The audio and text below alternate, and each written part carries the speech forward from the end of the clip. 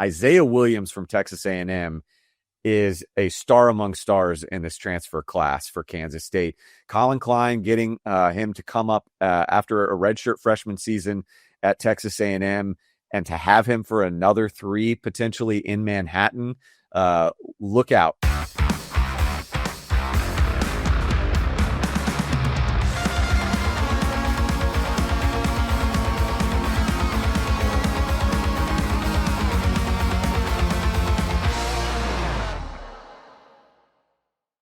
Hello and welcome to the Verbal Commitment Podcast here on the Kansas City Sports Network. I'm Kevin Flaherty. I'm here as always with my good friend Ryan Wallace, and we're talking about the world of local recruiting from Kansas and Kansas City prospects to the college classes at Kansas, Kansas State, and Missouri.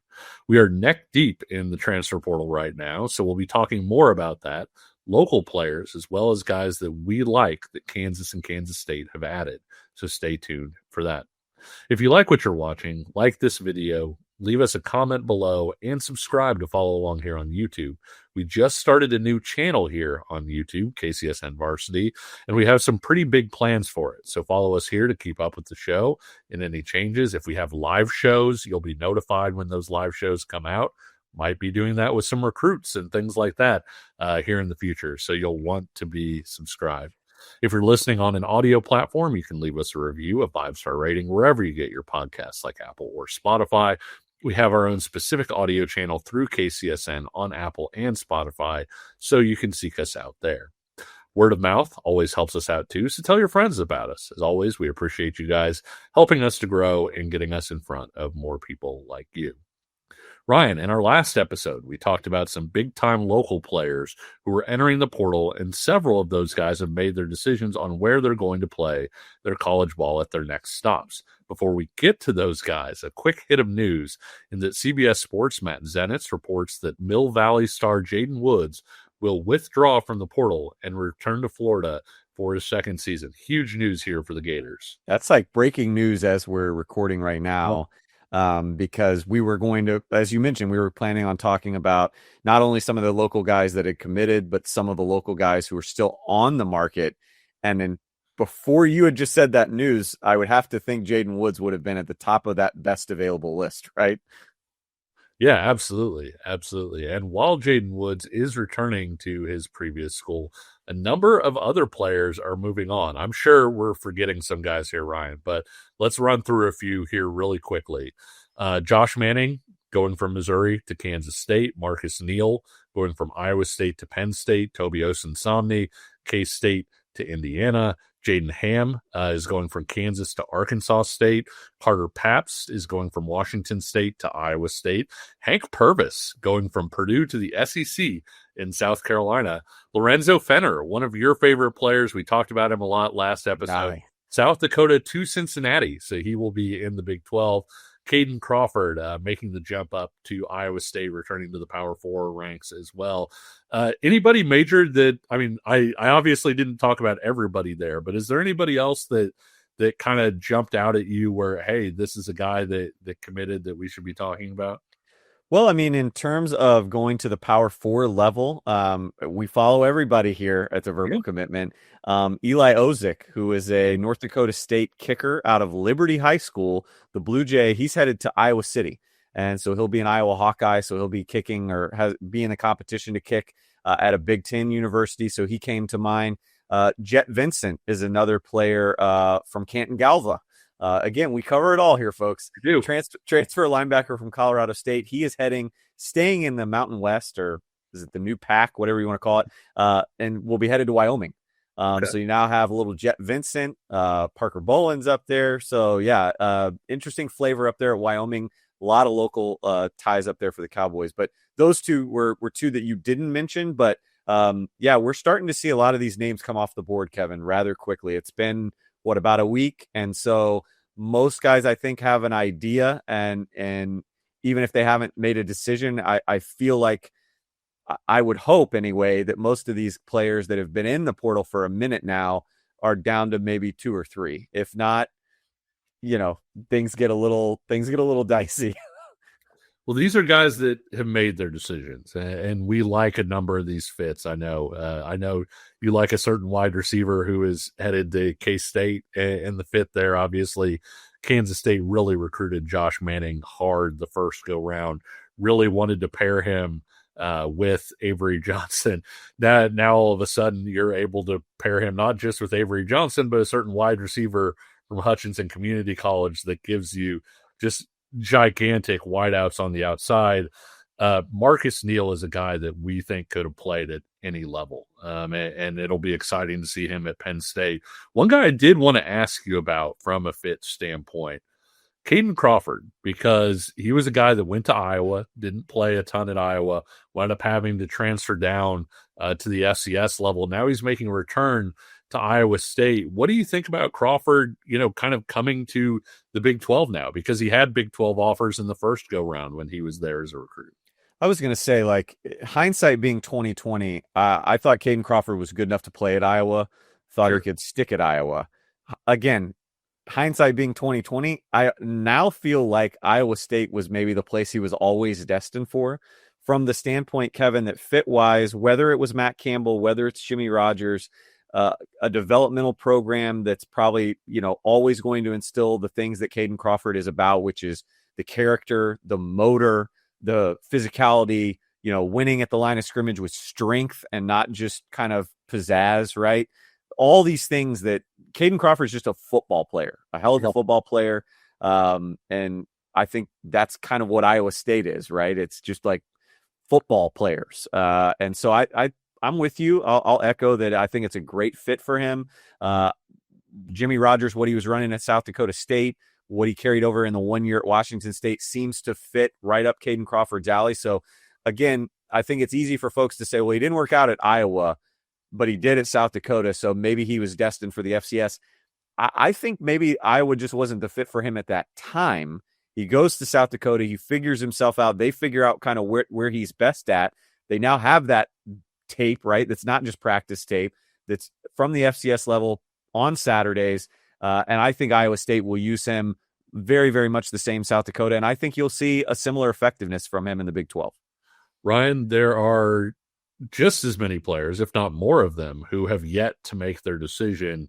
Who are some of the guys that stand out to you on that list? Because we've got, guys like Walt Gray, Charlie Woldeman, LJ Phillips, we talked about last episode, JB Price, from Kansas State.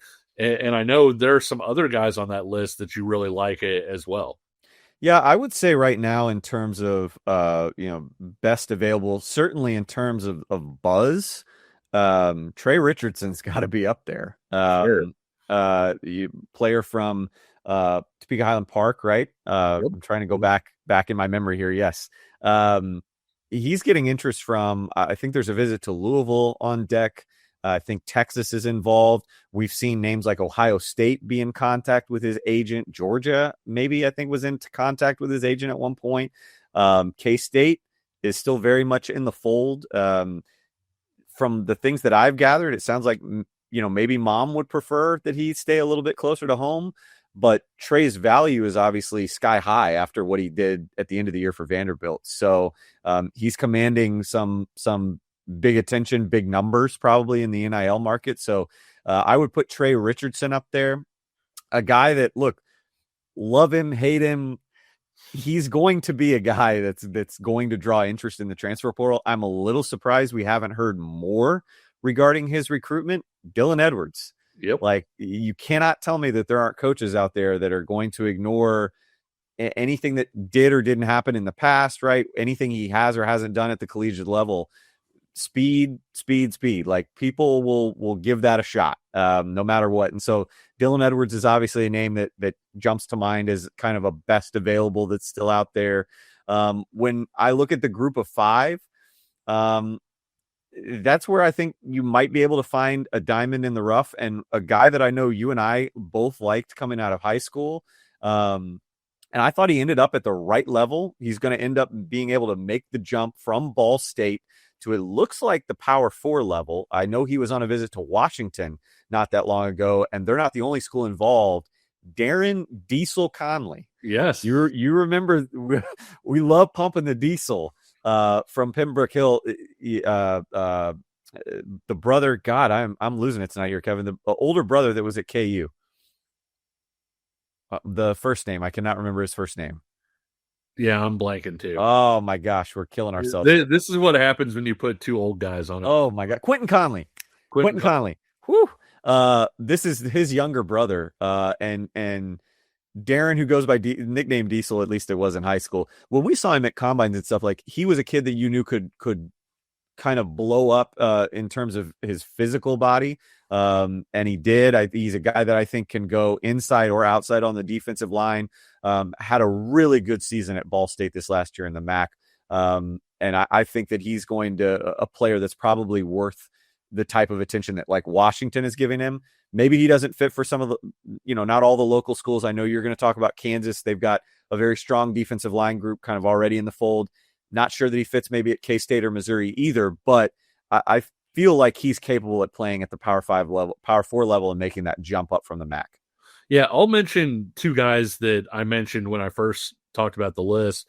I think from a potential standpoint, Charlie Wolleben is still really intriguing to me as a guy who's got frame, has tremendous testing, athleticism. He was a guy that in high school, because it was what DeSoto needed, played a little bit more of that 4-eye, which wasn't really to his strength, right? You would have loved to see him in a wide 9 running around and being athletic, and he didn't get a chance to show that on tape. And so I'm intrigued to see where Wolleben ends up. I think that he has a Power 4 ceiling if he takes some stuff. And Walt Gray is very interesting to me because that kid is one of the more natural pass rushers I think that we've seen come through the state in the last several years. And so it feels like he just keeps climbing and leveling. And I don't know where it's going to end. I don't know where he's going to wind up going, Ryan, but if you can get to the quarterback, you've got value. And Walt Gray is a guy that has a lot of natural inclinations to rush the passer. And so I really like to see where Walt Gray is going to end up. I would just say that maybe in general, edge is probably, in terms of the local players, local products that are still on the transfer portal market, edge seems to be the one position group that you can really go out and find some really good players if you wanted to try and bring them back home, or guys that I would just encourage fans to keep an eye out, seeing where they end up.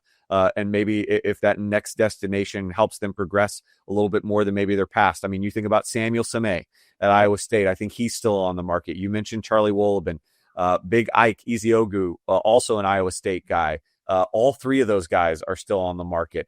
I think about James Stick Williams from Park Hill South. What was tremendous, I thought, at Nebraska, ended up jumping in the transfer portal from Nebraska going to Florida State. Didn't really work out for him there. Maybe it wasn't the right fit. I still think there's a whole lot of productivity with him. Kenton Simmons from Lawrence went down to Florida International. He's on a market, super long guy, a traitsy guy. And then you mentioned, Walt Gray.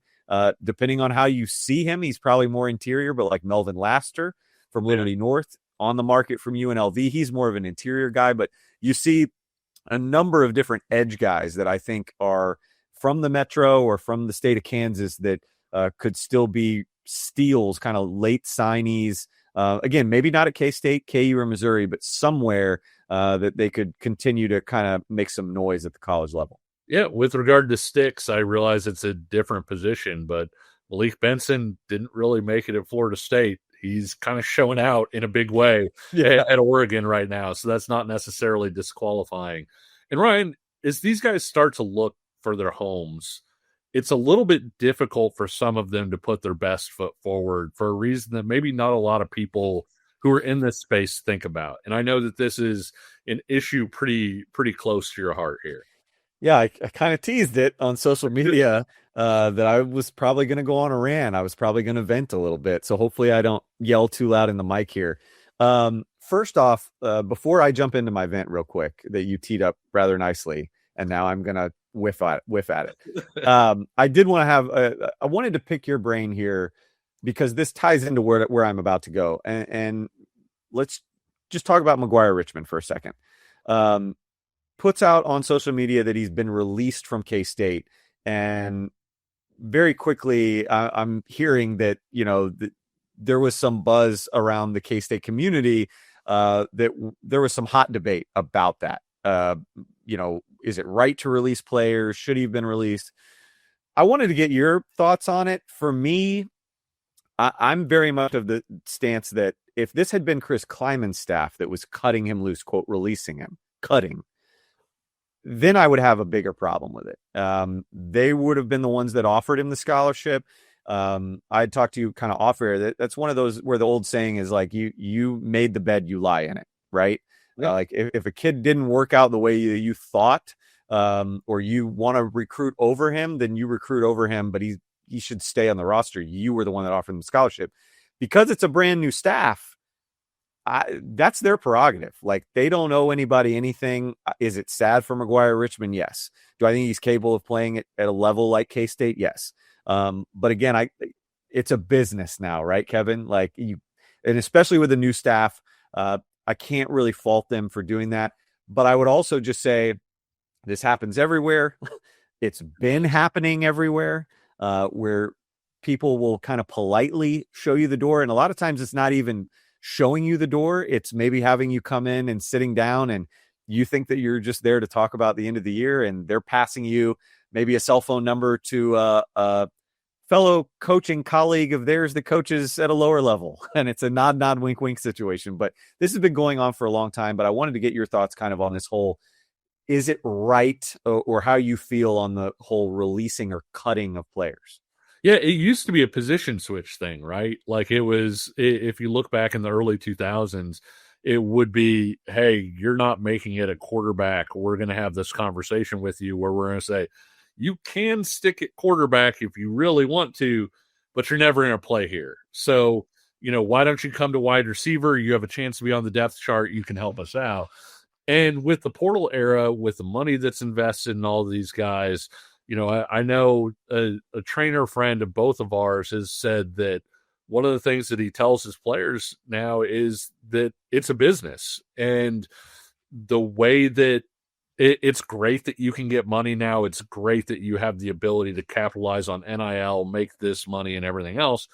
But with that means that whole thing where people are like, hey, don't treat him harshly, he's a college kid, that goes out the window with that level of investment. And so you absolutely see people, and have seen people for the last however many years, whether it's outright cutting people, whether it's having a conversation of, you can stay here, but you ain't going to play here, and we're going to recruit over the top of you, and you may be happier at Northern Iowa, or whatever it is. Some version of that has been going on for quite a while, certainly. Well, and again, to your point, if you want to follow the NFL model, NFL guys cutting guys right and left, mid-season, out of season, doesn't matter. Like, this is the way that the cookie crumbles now. On to the bigger vent section here, and I'm going to try and keep it tight so we can squeeze the commercial break in here, but got to get this off my chest. The bigger issue for me isn't cutting. It's this whole kind of having your cake and eating it too from the college standpoint that is negatively affecting transfers, specifically transfers that are not your Jace Browns of the world, right? That are not big name type players that, people have been watching do things on Saturday for seasons, not just games, seasons. There have been a number of different players that I've heard from indirectly that are having huge hurdles that they have to jump in order to obtain their own practice footage. Yeah. And it's, I think, largely coming and stems from coaches that are very paranoid about their formations, their plays, what have you, getting leaked out there within the transfer portal, under the assumption that some coach in their conference might falsely recruit a player just in order to obtain, hey, send me your practice footage, right? I'm not really interested in you. I'm interested in watching what's on the practice tape. I get that if it's during the season, right? But when you're out of season now, and you're a player that's saying, I would like to get in the transfer portal, to me, we got to find some sort of middle ground there. You cannot gatekeep essentially these guys huddle tape from college. And it's so bad, Kevin. I was telling you stories that I've heard just in the last 24 hours of, and again, I get it in season, but it's kind of like when you go and you try and watch ESPN Plus, or you try and watch YouTube TV on like a laptop or whatever, and you go to try and screen record it. There's built-in software, firmware that is going to black that screen out. You are not going to be able to screen record. Essentially, there are colleges that have that built in to their to practice footage. Guys cannot screen record their practice footage. I get it in season. At Memphis a year ago, there was a player that was mad at the Memphis coaching staff that knew he was going to hit the transfer portal and ended up sending like some practice footage to a player on another team before a game. I get that there's some safety issues there, right? Like you want, or security issues there, but you can't not allow that to happen now that it's out of season and you have a young man that's asking to go in the transfer portal. And the only way that they can land at other destinations is when coaches say, "Can I see your film?" And you're saying, "Well, I don't have it," or I can't access it yet. Or I'll get my homework. The coaching staff is struggling to let me share it. I'm having to take my own time to go and like cut up my own, or have somebody else cut up my own. Or in one case, Kevin, and I will say it is not K-State, there was an outgoing staff that apparently nuked some footage. Yeah. And again, maybe it's in a cloud somewhere, and maybe this player just hasn't asked around enough, but like he literally cannot find the cookie trail to lead to there because the exiting staff literally might have obliterated it. And so now he's hanging in the transfer portal with nothing to show. I guess you could go show high school highlights like I've seen some guys do. So anyway, I think that's the bigger issue right here and right now, Kevin, for a lot of these guys that have been kind of practice squad or had been redshirting, is you've got to let their practice footage be obtainable. And if there are coaches out there that want to go to the depths of falsely recruiting guys and trying to have their GAs pick apart, like, so be it. But, especially these staffs that aren't even there at the schools anymore, that have kids that are in the transfer portal, give them their practice footage and let's get on with it. Now I'm off my soapbox. A quick reminder. Like, we can't have kids recording their TVs and recording other kids' cell phone. Like, tape, all right, tape is currency, and coaches right now in the portal will not take kids that don't have tape to show them. And for the guys who aren't playing on Saturdays, like you said, they don't have that tape. They have to show practice tape. And if they can't get their practice tape, then they're in the transfer portal and in a world of hurt right now. And it's a lot more kids than maybe you would think. Yep. A quick reminder that you can follow along with us on Twitter/X at verbalcommit_KC for clips from the show, conversations about local players, and the odd highlight. We'll be right back with a look at the transfer portal classes so far at Kansas and Kansas State right after this. Looking for tickets for your next event? Tickets for Less is your #1 source. Save big on every purchase when you use promo code KCSN at ticketsforless.com. My name is Terrell Jolly. A lot of people call me TJ, founder and CEO of Integrity Capital Management. So Integrity Capital Management originally started out as a property management firm, but we slowly transitioned to what is described as an incremental development firm that's focused on situational housing. I know most people say affordable, but we believe in creating housing for people that are actually in need and built to the end user. I believe everyone needs a home, because when you have home, you have hope. The reality is that when you're building a business, one thing you don't think about is like what a true banking relationship means. And, I had the honor and privilege of meeting Debbie early on in my career when I was just trying to get going. And as a small business, it's really challenging at times because people don't understand the concept or not believe the longevity because you're just getting started. But Debbie was willing to take a chance on me, be patient with me. I almost look at it like a grassroots initiative. She's seen and believe what I'm about. Anybody that's really true about their business and want to get some things done, I would definitely trust hands down Enterprise, because Deb's team, along with Aaron and Jackie and all the amazing people that work behind the scenes, even from the treasury side, I would say, hey, give them an opportunity, because you won't be disappointed and you will actually be in hands that actually somebody care and that will see you from start to finish. Welcome back to the Verbal Commitment Podcast. Both Kansas and Kansas State have been pretty active in the transfer portal so far. Let's start with Kansas State, which, as of our recording time, has 14 transfers right now. We have to put it that way because by the time this episode hits, K-State will probably have like 18 guys. So, Ryan, who's maybe a favorite of yours in K-State's portal class so far? Well, I'm going to pick two. And I'll start on offense. We mentioned Josh Manning. Obviously, I love getting Josh Manning back in the fold for K-State. Like you'd mentioned, he had committed once out of high school, silently committed, and then Eli Drinkwitz snuck in there at the last minute and did Eli Drinkwitz things, and he's in Missouri. But now full circle, I feel like K-State will utilize him maybe a little bit more than Missouri did. And hey, if nothing else, even if he is the exact same player that he was at Missouri, we have talked about it on the show already since he hit the transfer portal. Kevin, he's going to block his ass off in the run game. So you're either going to throw it up to him or he's going to be a hell of a blocker on the outside, which, as K-State fans know, the screen game and all that has been atrocious for a long time. Josh Manning can help in that regard. But I'm going to pick another receiver, not named Josh Manning. Isaiah Williams from Texas A&M is a star among stars in this transfer class for Kansas State.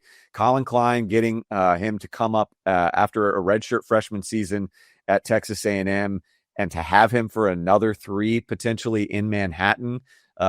Look out, because look, Jace Brown has been electric for Kansas State over the last couple of years. Now I think they get a player in there that can do a lot of Jace Brown type things. I see maybe some Josh Youngblood to him, at least in, I think, all the different ways that they could utilize him in the return game, in the reverse game, in bubbles, you name it. He was just immensely effective in that massive comeback win that Texas A&M had at home against South Carolina. He was the guy that seemed to spark everything for them. Look, they had, Bethel Romaine, they had Concepcion, and those guys were struggling on that day, and they turned to a redshirt freshman who can really light it up. Look, he's blocking wise. There's some things that I know Colin Klein is going to want to work with him on. You got to be able to block at Kansas State and in this offense, but you just see the different ways that they utilized him in this game against South Carolina. That was the touchdown catch that really sparked the entire comeback. But you're going to see, the way that they motion him to get him in favorable matchups. He didn't have a ton of receptions this year, Kevin, but, he caught, like, if he had 8 targets, he caught 7 of them, which tells me that, okay, A, he's a good route runner, reliable hands, but also he's got an OC that knows how to utilize him properly to get him open, to make easy, pass and catch type deals. So I love the Isaiah Williams pickup, and I think he's a guy that, although he's got multiple years of eligibility left and is an underclassman still, he is an instant impact guy in this class on offense. Defensively, I thought about Mekhi Mason. He's a guy that I think can be a vocal leader and be an immense presence for them, kind of as a linebacker. They can stand him up. I think he's really good as a mic, even though he's kind of more of that Will from Louisiana Tech. Jeremiah Johnson coached him, so I think there'll be some familiarity with whatever the defense is that Jeremiah and Coach Peterson, Coach Williams put in place.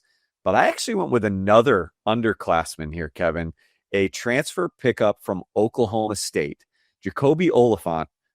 He was a cornerback when Kansas State recruited him out of high school from SLU High School, actually in St. Louis. He has bulked up to 230 pounds now, Kevin, and he's about 6'4", possibly 6'5". An enormous player that we talk about it all the time on the show, Kevin.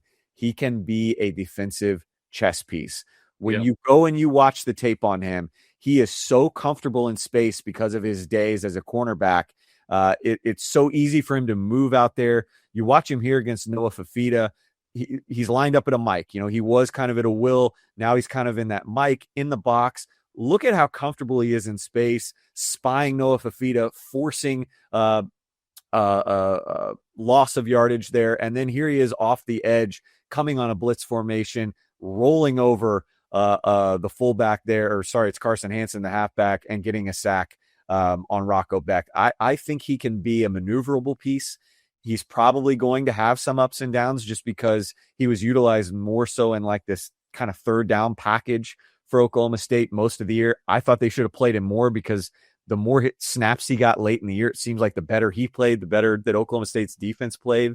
So I just think that his versatility, his flexibility is going to be huge on this defense.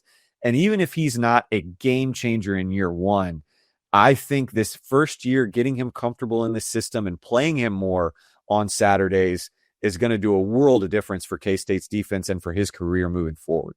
After Oklahoma State's coaching changes, you really saw Clint Bowen kind of turn to defenders that he could trust. And Oliphant being out there more at the end of the season, I think really speaks a lot to how he was coming along and the fact that he was starting to get more and more attention later on in the year because Bowen wasn't putting guys out there that weren't going to be assignment sound, that weren't going to execute things defensively. And I think you saw Oklahoma State's defense come a long way over the course of last year with that as well. Without a doubt. Yeah. I'll transition to you now and talk a little bit about the Jayhawks. You've got two guys. Do you want to start on offense or defense? I'm curious to see where you go. Yeah. I'm going to start on defense because for Kansas' side, I love what they're doing up front in this transfer class. First, they did a really good job just keeping Leroy Harris, Blake Harold, and Dak Brinkley. That's a great start right there. A lot of talent. But you have to fill in the depth around those guys, and you really needed a nose tackle to put next to Harold. And that's where Trayvon McAlpine comes in. The Tulane transfer, he held the point of attack for a team that reached the college football playoff, had an all-conference season. He's a former Texas Tech guy, so has some Big 12 experience. He really excels in sort of that two-gap tackle spot where he can line up, head over the center, attack the gaps on both sides. And you saw Kansas running a little bit more of a true nose tackle this year with Keenan Caldwell. I would consider this guy Keenan Caldwell plus, and that's from somebody who really liked Keenan Caldwell a lot. But he's somebody that holds his ground really well, working against double teams, but he can also get off blocks and make plays, and that's something that you don't always see from that nose tackle position. When you add him to Eamon Smalls, who's coming in from UAB and can play either tackle position. You add in Grand Valley State transfer Jabril Conde, who can play three technique or bounce out to an end spot, kind of like Harold can. And all of a sudden, you've really filled out that group with a lot of versatility. I think Jim Panagos is really a heck of a coach, and he's going to get the most out of that group, and he's got a lot of talent there. I was really impressed when, I went back, and I've saw a little bit of Tulane this year, but you go back and you kind of solely focus on him. He was disruptive, man. And again, I think it's easy for folks to say, well, he didn't really get it done at Texas Tech, or, maybe not to the level he did at Tulane. And then you go look at kind of dissect Tulane, and at least by PFF standards, like Trevon wasn't enormously impactful in either game against Ole Miss. But you go back and watch the college football playoff game against Ole Miss, two things jumped out to me. One, Kevin, they tried to stay away from whatever side of the center he was lined up on. And B, the tempo that they went with. Tulane's defense was on the field so much. You saw Ole Miss do some damage when he wasn't on the field because that defense needed a break. They were rotating. So I wouldn't put a whole lot of stock into that, man. He was really disruptive, powerful guy against the run. And I think, the longer you want to hold the ball on as a quarterback, he can even be disruptive as a pass rusher too.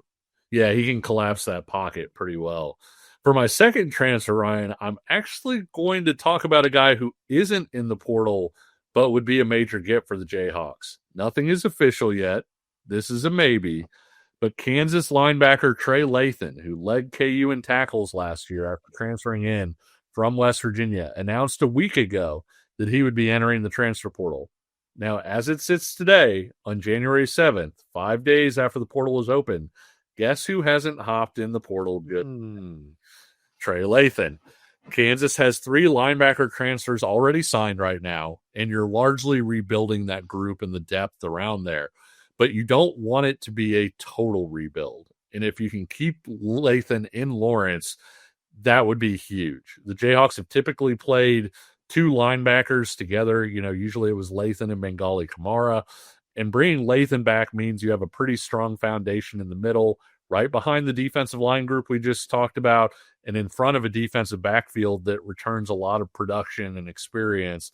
And so if Lathan were to come back to school, and again, he said he was going to go in the portal, he's not there yet, could return to Kansas, I think that would be a pretty big get for the Jayhawks.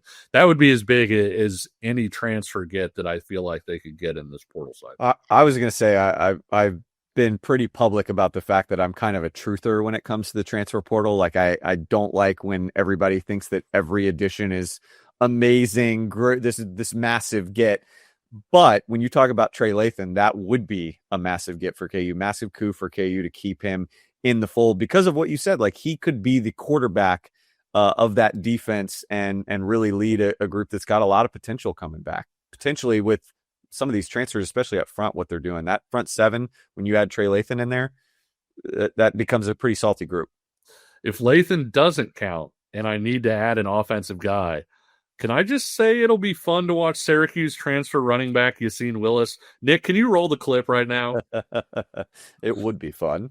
Very electric. I mean, this guy is 6'1" and close to 240 pounds, and look at that.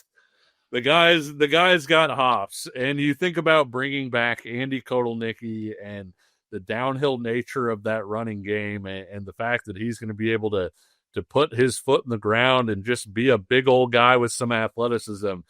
This is going to be a guy that I'm going to enjoy watching play in Lawrence. Yeah, I mean, he seems like he would be a really good complement. First off, he's got a little bit more juice than you would expect. But, you think about how he could be a complement to some of the other speed that's already in that room. Good balance in it for Jonathan Wallace to be able to, kind of maneuver, again, chess piece around that offense. Led Syracuse in rushing this past year, so was the leading rusher for a Power 4 squad. So I'm interested to see how he fits in Lawrence. Remember, the portal does not close until January 16th, and that's just the deadline to enter the portal. Theoretically, a player can enter the portal on January 16th and stay open to suitors for pretty much as long as he wants. He just has to have his name in on January 16th. Kansas, Kansas State, and Missouri all figure to continue to stay extremely active as they all have major needs yet to fill before the 2026 season starts. Ryan, is there a position group with K-State, just real quick, that you're kind of circling and saying, hey, over the next week or so, this is a place where I want to hear some names called?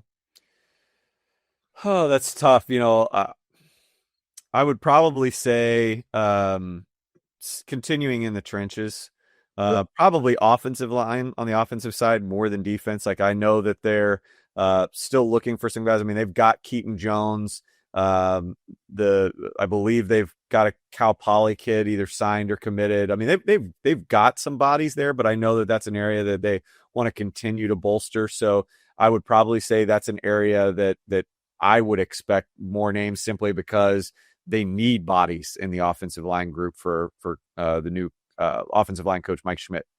I'm going to put you on the spot one more time. We talked about the guys on that list who haven't decided yet, who are local guys. If you could pick one of those local guys and say, and it doesn't have to be this a guy becomes a Kansas State Wildcat, who would it be? And it doesn't have to be. It doesn't have to be a guy that K-State is going to take. Just who you, as a K-State guy, would love to hear that name called, saying this guy is a Wildcat for the upcoming season. Golly, that's tough. I guess if I have to. Well, okay. If I have to, I don't know if it's a fit. I really don't but I understand the theory of like, if he's there and if you can get him at the right price, you cannot pass on Trey Richardson. You can't tell me that he can't help that offense. Like he seems like a clone of Isaiah Williams, who we know is going to be on the field a lot. So I don't know if they're going to kind of step on each other, so to speak, but like if he's there and you can get him at the right price, it would have to be Trey Richardson. But I'm going to give you one other name to me, and I know that the odds are very, very slim because he already holds a Missouri offer. He is a Missouri kid, but you and I both talked about him as a late bloomer at Grandview High School. And he goes to Houston. He committed to Tulane, follows Willie Fritz when he goes to Houston. Didn't make it at Houston, but he's in the portal. Missouri's offered. Everything points to him going to Missouri. But I would be happy to see Derek Joyner at Kansas State. I think he's mean. I think that he hits on a lot of the things that K-State just is at their core. Knowing a little bit of research that I've done on Mike Schmidt and what he looks for in linemen and what San Diego State did, I feel like Derek Joyner could really fit well with what his scheme is as a center or guard. I wouldn't hate seeing a little Derek Joyner action, but probably Trey Richardson. It's funny you say that because Joyner was going to be my pick for Kansas. Just in terms of there, you have Amir Herring, who started off at Kansas as a center. You lost Tyler Mercer to the portal. He's now at Oklahoma State. Amir Herring's probably going to be your starting center. Who's your next guy? Who's your guy that can be sort of that guard center swing guy? Joyner, I think, would be a good fit. Again, would be really tough to pull from there. Kansas at one point offered Charlie Wolleben. I know some people felt like Kansas would be the favorite with Charlie Wolleben. With what they've done on the defensive line, they've already got David Santiago in this class. I don't know that would be as good a fit. And I think if I were to choose a local guy at that defensive end position, I would probably pick Sticks. As far as fit for Kansas as sort of that strong side end. But yeah, it's an interesting deal. I would have loved to see KU take Fenner, and I know you felt the same way about K-State. But for your Trey Richardson pick, what's better than one Isaiah Williams? It's two of them. That's true. That is true. So that would be absolutely fun to watch in Manhattan with the two gigantic outside receivers. And then Williams and Trey Richardson just being little jitterbugs and taking off and unbelievable and using the speed. That would be so much fun. And I believe if Avery Johnson is watching this episode, he's probably like, that sounds pretty good. Hi, Avery, if you're watching. Yeah, for sure. Avery, if you're watching, go out and have a great year. We're rooting for you. So that should do it for us here. Thanks to all of you for watching and listening to the Verbal Commitment Podcast here on KCSN. If you enjoyed what you saw or heard, leave us a comment or review, like this video, subscribe here on YouTube, including on our new channel, KCSN Varsity, or hit us with a 5-star rating if you're listening on an audio platform. And until next time, we'll see you on the trail, and take care.